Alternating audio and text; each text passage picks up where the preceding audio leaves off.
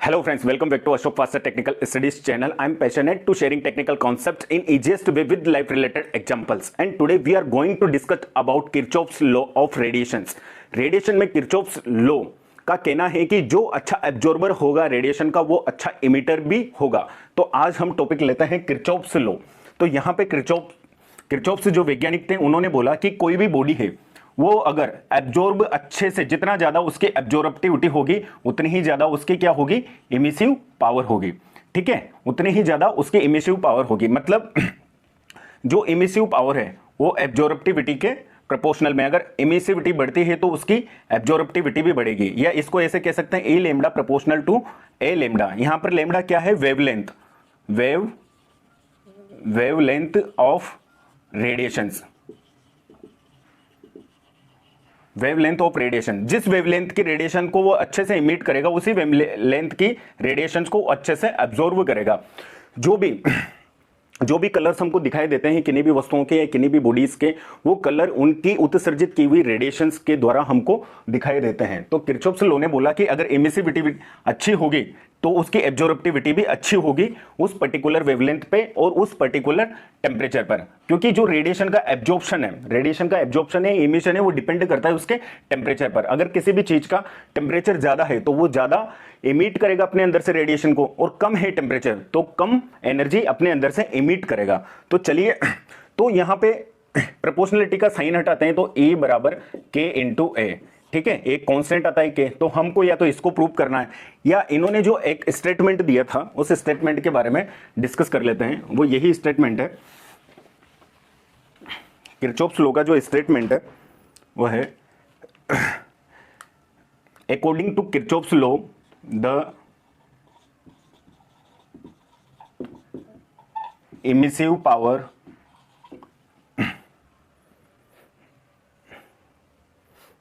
and absorptive power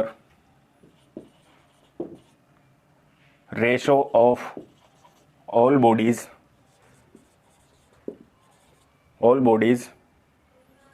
is same and is equal to the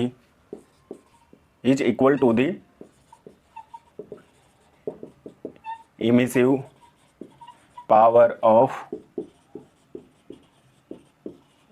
black body. यहां पर Kirchhoff's law के statement के according उन्होंने बोला कि इमिसिव पावर, ठीक है, इमिसिव पावर ए, किसी भी बॉडी का इमिसिव पावर और उसका एब्जॉर्प्टिव पावर का रेशो, इसका मतलब क्या हो गया, E अपॉन ए। ठीक है, सभी बॉडीज का सेम होता है और वो इक्वल होता है emissive power of black body का। इसका मतलब, इनके कहने का मतलब है, ठीक है, यहाँ पे ए भी लिख सकते हैं, एट गिवन टेम्परेचर, क्योंकि एब्जॉर्प्शन और इमिशन किस पे डिपेंड करता है, टेम्परेचर पर, एट गिवन टेम्परेचर। तो इनके स्टेटमेंट के अकॉर्डिंग कि इमिसिव पावर, मान लो किसी बॉडी का इमिसिव पावर A1 है और उसकी एब्जॉर्प्टिव पावर A1 है, और किसी अनदर बॉडी का इमिसिव पावर A2 है, एब्जॉर्प्टिव पावर A2 है, तो इन दोनों का रेशो किसी दिए गए टेम्परेचर पर, कोई भी टेम्परेचर दिया गया है उस पर इक्वल होगा, और वो इक्वल होगा किसके, ब्लैक बॉडी के इमिसिव पावर के बराबर। तो इन्होंने ये दिया है स्टेटमेंट, ठीक है, कि इमिसिव पावर और एब्जॉर्प्टिव पावर किसी भी बॉडी की अनदर बॉडी के बराबर होगी, और इन दोनों बॉडी की जो इमिसिव पावर और एब्जॉर्प्टिव पावर का रेशो है वो ब्लैक बॉडी की इमिसिव पावर के बराबर होगा। तो इनका ये क्या है, स्टेटमेंट है या फॉर्मूला है किरचॉफ लॉ का। हम इसका प्रूफ करेंगे, इसका हम प्रूफ देखेंगे। तो कोई भी स्टेटमेंट किसी भी वैज्ञानिक द्वारा दिया जाता है तो उसका मैथमेटिकल प्रूवन भी, किस बेस पे बोला और हम कैसे माने, तो उसका प्रूफ भी देखेंगे हम। ठीक है, तो ये स्टेटमेंट समझ आया आपको। ये अब इसके प्रूफ की बात कर लेते हैं कि इसको मैथमेटिकली प्रूफ कैसे किया जाए। तो चलिए देखते हैं, यहाँ पे एक एग्जांपल लेंगे, एक एनक्लोजर लेंगे, उसमें दो बॉडीज बनाएंगे किसी एक टेम्परेचर पर और एक ब्लैक बॉडी बनाएंगे और उनमें देखते हैं। ठीक है, यहाँ पे लिख लीजिए प्रूफ। तो हम यहाँ पर एक एनक्लोजर कंसिडर करते हैं, इसका टेम्परेचर T है और ये थर्मल इक्विलिब्रियम में है, थर्मल इक्विलिब्रियम में। यहाँ पर एक बॉडी मानेंगे हम, 1 नाम दे दो, एक बॉडी मानेंगे हम 2, और एक बॉडी यहाँ पर मानेंगे हम ब्लैक बॉडी।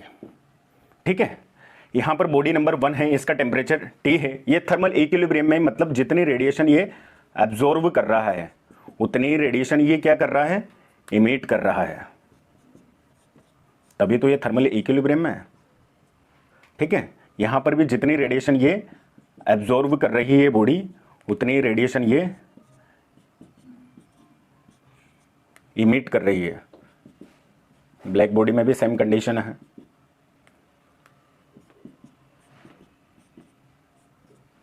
ठीक है, तो इन बॉडी का सरफेस एरिया मान लेते हैं कि A है, तो इसके द्वारा एब्जॉर्ब की जाने वाली रेडिएशन क्या होगी, यहां पर Q कोई रेडिएशन है तो Q इंटू A।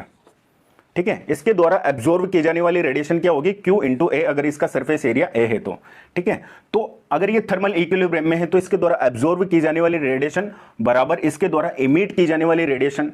ठीक है, तो हमने इमिट की जाने वाली रेडिएशन का फॉर्मूला देखा था लास्ट वीडियो में, डिस्क्रिप्शन में लिंक है, उसका भी आप देख सकते हैं कि Q प्रोपोर्शनल होता है एरिया के और उसके टाइम के। जितना ज्यादा एरिया होगा बॉडी का और जितना ज्यादा आपके पास में स्मॉल t टाइम होगा, उतनी ही ज्यादा रेडिएशन ये बॉडी एब्जॉर्व कर पाएगी। और यहाँ प्रोपोर्शनलिटी का साइन हटाया था तो क्या आया था, Q बराबर E/AT। ठीक है, तो यहां पर E क्या है, इमिसिविटी।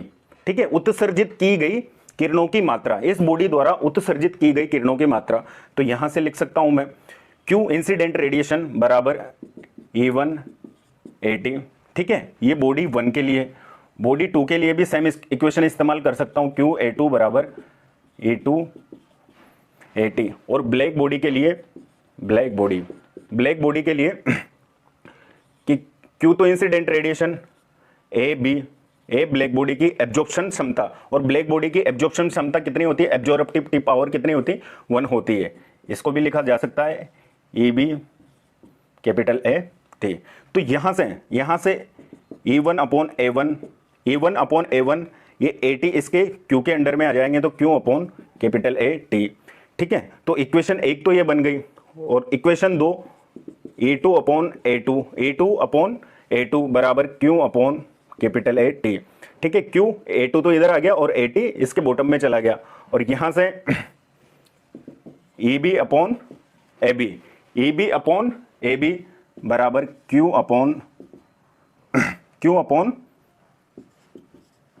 AT। ठीक है, चूंकि यहां पर AB की वैल्यू क्या है, 1 है, तो EB बराबर Q/AT। तो यहां पर ये टर्म तीनों टर्म अगर सेम है तो मैं लिख सकता हूं यहां से E1/A1 बराबर होगा E2/A2 बराबर होगा ब्लैक बॉडी की इमिसिव पावर के बराबर।